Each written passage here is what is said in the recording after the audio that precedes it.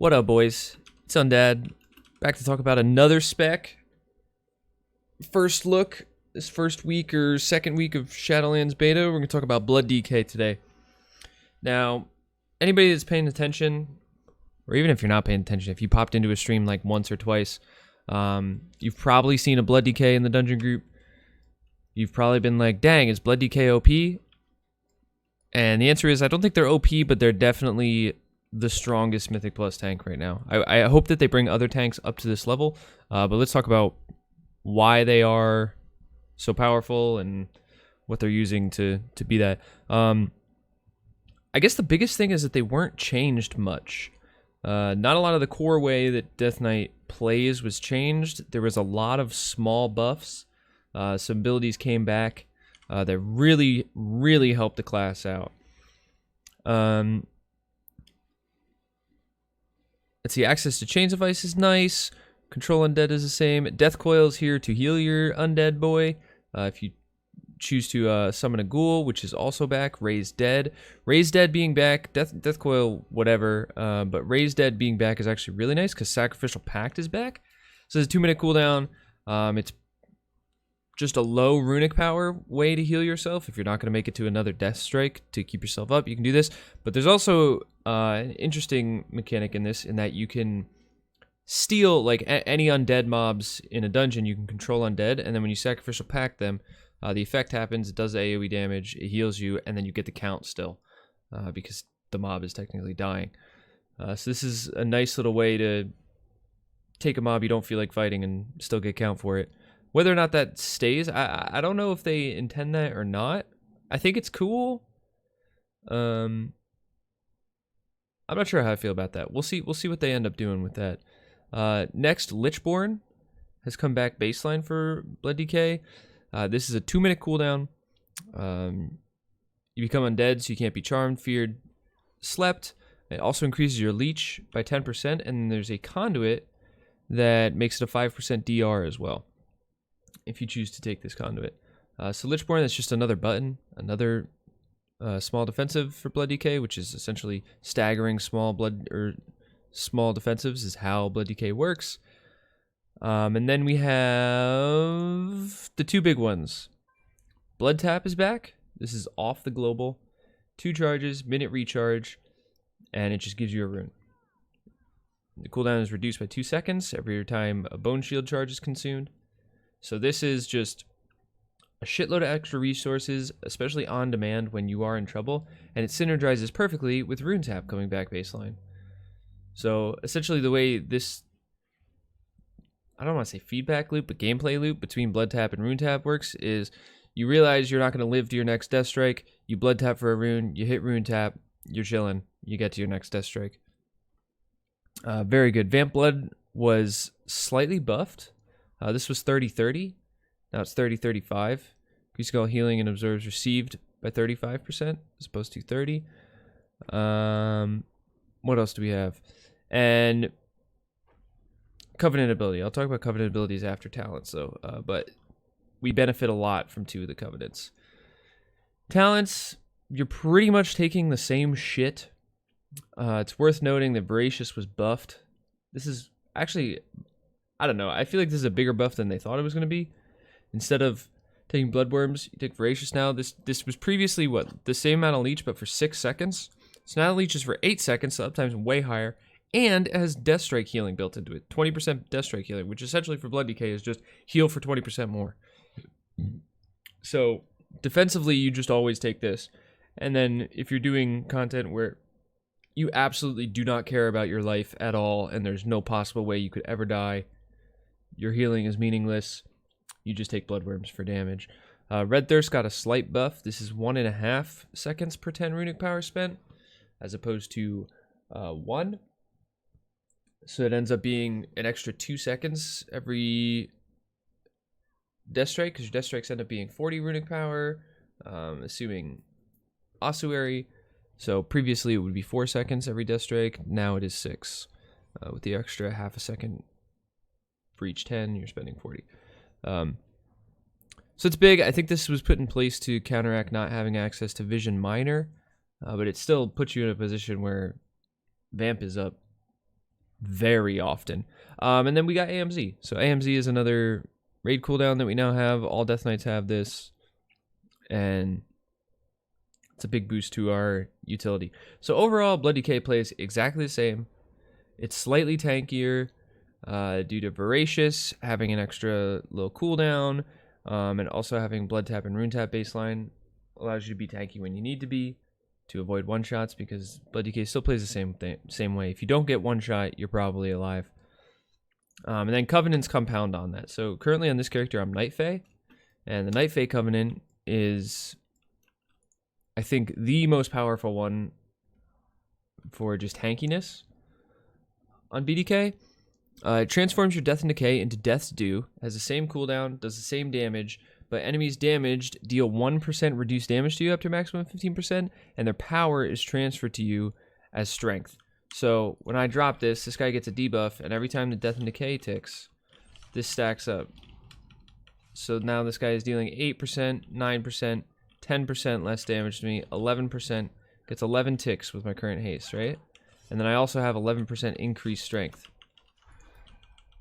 So effectively what this Covenant is take 15% less damage, have 15% more strength.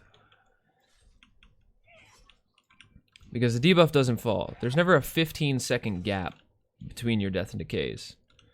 And the buff lasts 15 seconds. The debuff lasts 15 seconds. So once you're up at 15 stacks, it's not falling off. Like, this is the debuffs. This is no Crimson Scourge proc. Debuff only gets to 10 seconds remaining by the time I'm D&Ding again. So this is very big for just overall tankiness. And we also have the other option of Venthyr, who I'll show you in a second. Venthyr takes that and makes you a little bit more tanky. Well, not a little bit more tanky, I don't think. But it gives you another cooldown that you're essentially unkillable in.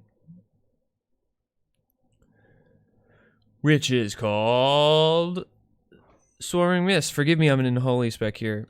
But Swarming Mist, so you increase your dodge chance by 10% for 8 seconds. You deal big damage every second to people around you, and every time you deal damage, you generate 15 runic power, assuming there's 5 targets. It's 3 runic power per target.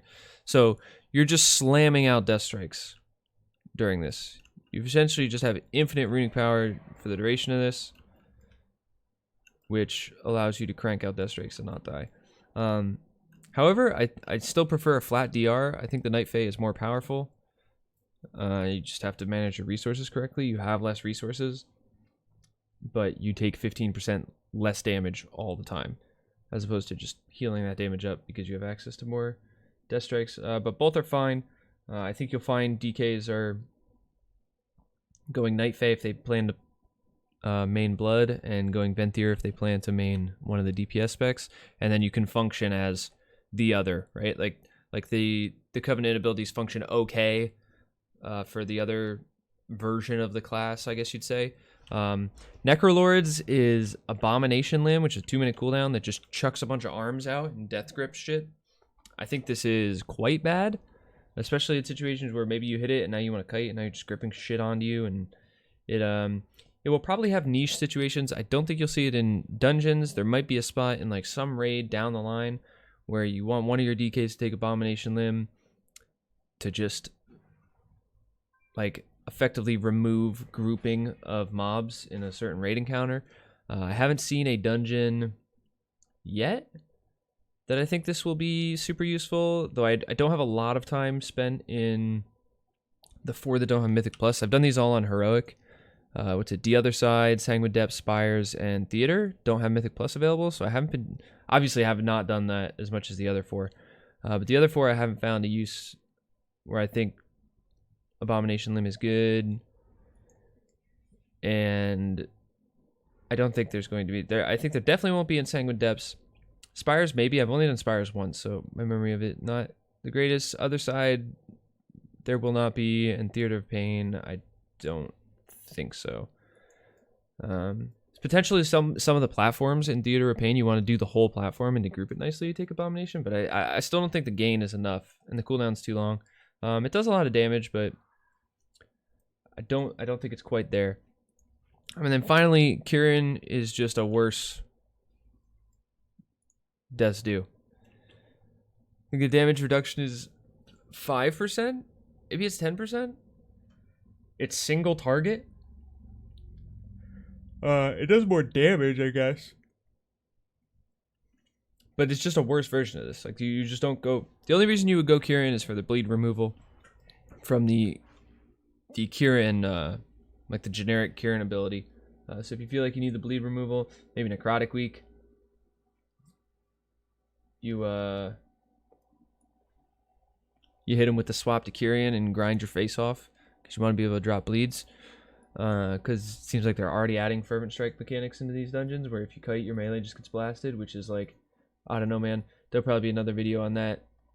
That is the most tilting thing the design team does to me. They can keep every spec the most imbalanced shit ever, make me grind my face off, make me do all this dumb shit, wait for time gates, but take all the Fervent Strikes out of the game, and I think I'd be happier. So overall strength for DK. Oh, I guess we'll talk about legendaries. Almost forgot. So the current legendary that I'm using is the disease one, your Frost Fever, Blood Plague, and Virulent Plague. Also apply the other two diseases. This is purely damage base. I think Blood DK's damage is probably a little too low without this legendary. Even though I think this legendary is going to get nerfed because I think it's doing too much. I think DK's damage is a little too low when this does get nerfed. Frost Fever is currently your top damage in a dungeon. Virulent Plague is usually 3 or 4. So you're effectively adding like 30 to 35% of your damage from a legendary. And when that goes away, BDK is going to actually, I think, have issues with threat. And when I say when, I'm assuming they're going to nerf it a little bit. We'll see. However, our other legendaries are really good defensively. So if they figure out the damage thing and we don't have to run this and you can run some defensive or utility shit, all the legendaries Blood DK has access to are really good. We got the Legion Bracers back, so Death Strike refunds 15% runic power spent if it heals you for more than 10% of your max health, which it always does.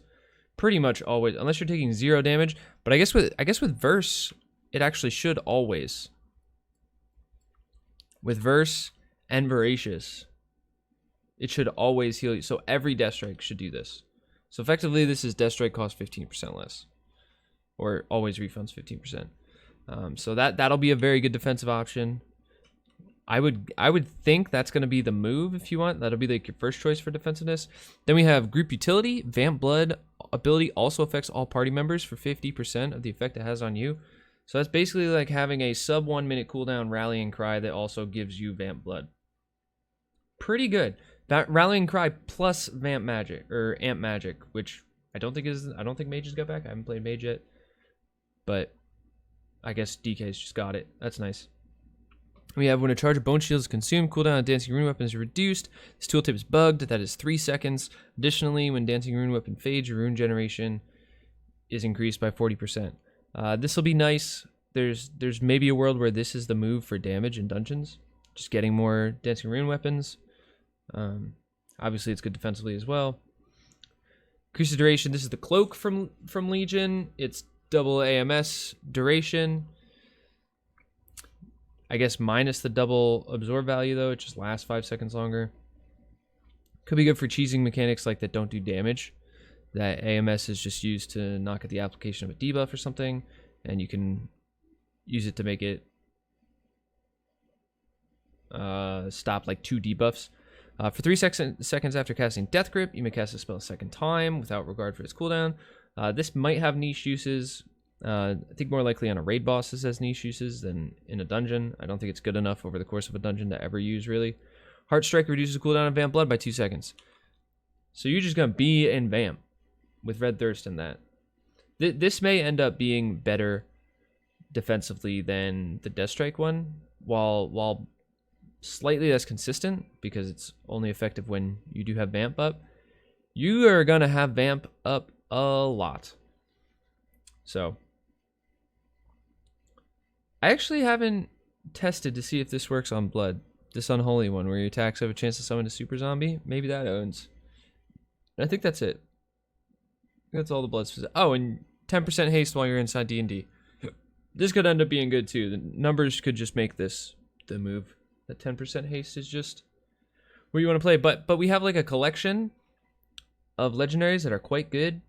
Most of them are not really situational, but they could be, like, most of them, by not situational, I mean they will have situations in which they are the best legendary to play, but outside of those situations, the legendaries are still good. So it doesn't feel like you're just equipping a legendary for literally 5 seconds of a dungeon, and then the rest of the dungeon you don't have a legendary on, which is, I think, how they should be.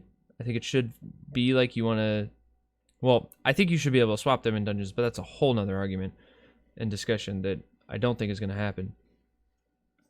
But I think all these legendaries will feel very good to use. This is probably the worst. This is probably the worst feeling from like a gameplay perspective, because it doesn't do anything. It's just the best one right now. It does way too much damage. You can't not play it. So we'll see what they do. And as far as conduits, I'll show you the ones that I am using.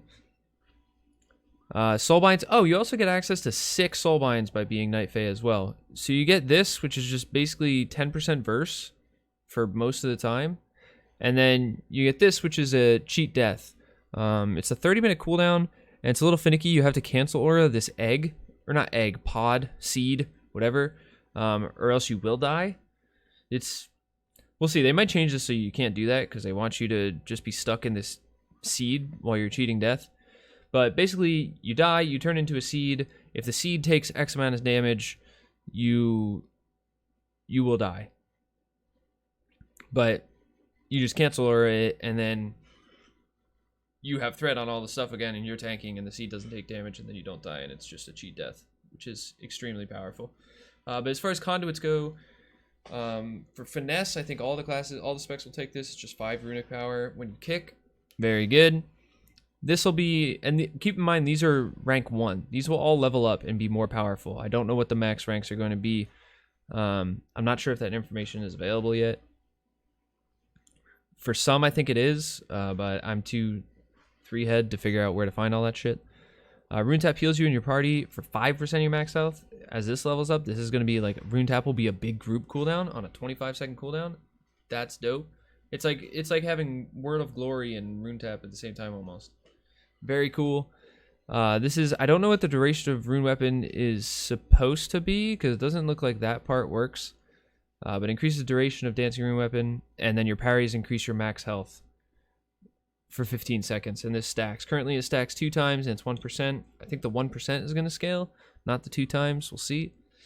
This is just a damage one. Heartstrike increases damage to enemies infected by Blood Plague, which is all enemies all the time, because you're hitting Blood Boil. Oh no! Let me back in, bro. Oh baby, just beta things, boys. And then there's a few more. I touched on the Lichbane one. We're still missing. So all the covenants get like a covenant specific one that affects their covenant ability. And from what I can tell, we don't have our Death's Due one yet. Dude, let me in. We don't have our Death's Due not legendary conduit yet. And in case I don't get back in, there's another legendary that increases the damage of your Blood Plague, stacking up to 3 times. I forget what procs the stack. It's not using Blood Boil. Let's see. Hearts, no. Where the fuck is it? Did I not buy this boy?